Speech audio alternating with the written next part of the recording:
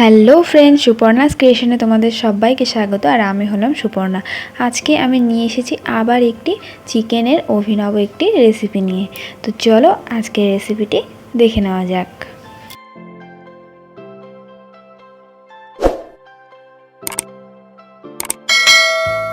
তো চিকেন বানানোর জন্য আমি এখানে 500 গ্রাম মতন চিকেন নিয়ে নিয়েছি এবং এখানে দিয়ে দিলাম আদা, জিরে এবং কাঁচা লঙ্কা বাটা।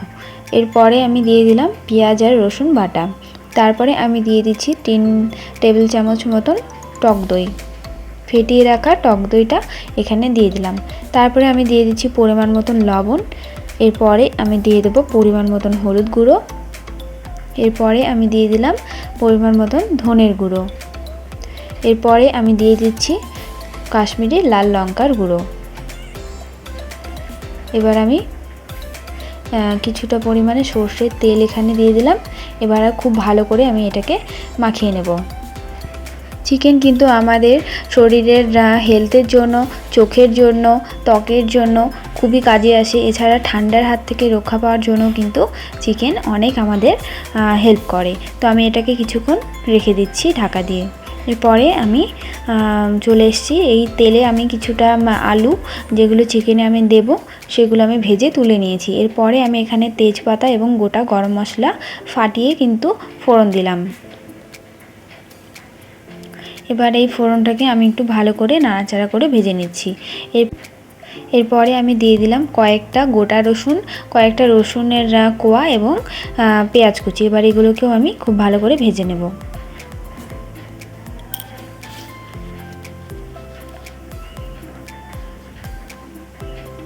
তো আমি আরেকটু পরিমাণে এখানে তেল অ্যাড করে দিলাম। এবার আবার আমি নাড়াচাড়া করে এটাকে ভালোভাবে ভেজে নেব। দেখো অনেকটাই ভাজা হয়ে গেছে, বেশ লালচে একটা কালার চলে এসে এবার আমি ম্যারিনেট করে রাখা মাংসটাকে দিয়ে দিচ্ছি। এবার ভালোভাবে আবার নাড়াচাড়া করে করে কষিয়ে নেব। এখানে কিন্তু কোনো রকম জল অ্যাড করব না। এই চিকেনটাকে ভালোভাবে নাড়াচাড়া করার ফলে এর থেকে যে জলটা বেরিয়ে আসবে সেটা দিয়ে কিন্তু আমি চিকেনটা ভালো করে কষিয়ে নেব।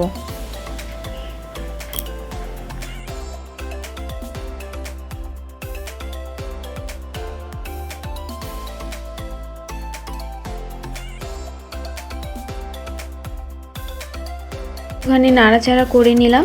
এবার আমি এটাকে একটুখানি ঢাকা দেবো, তাহলে চিকেনের যে ভেতরে জলগুলো আছে সেগুলো তাড়াতাড়ি বেরিয়ে আসবে। তো আমি কিছুক্ষণ ঢাকা দিয়ে রেখে ঢাকাটা খুলে নিলাম। দেখো অনেকটা জল বেরিয়েছে চিকেন থেকে। সেগুলোকে এবার আমি ভালোভাবে কষিয়ে নেব। বেশ খানিকক্ষণ ধরে কিন্তু কষাতে হবে।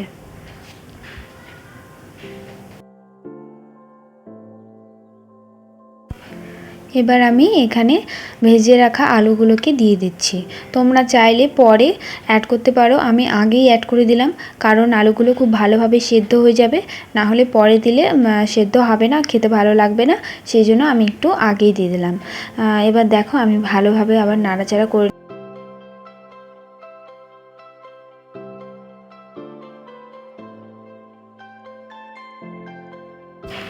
অনেকক্ষণ ধরেই কিন্তু আমার চিকেনটা কষিয়ে নেওয়া হয়ে গেছে। দেখো তেলগুলোও কিন্তু বেরিয়ে এসছে। এবার আমি এখানে কিছুটা পরিমাণে গরম জল অ্যাড করে দিচ্ছি।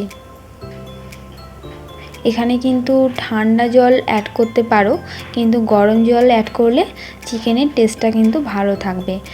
টেস্টটা খারাপ হয়ে যাওয়ার কোনো চান্স থাকবে না, ভালো লাগবে।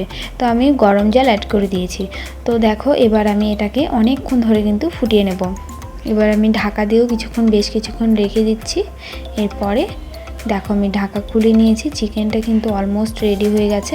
আমি এবার এটাকে ইন্ডাকশান অফ করে ঢাকা দিয়ে রেস্টে রেখে দিয়েছি। তো দেখো চিকেন রেডি।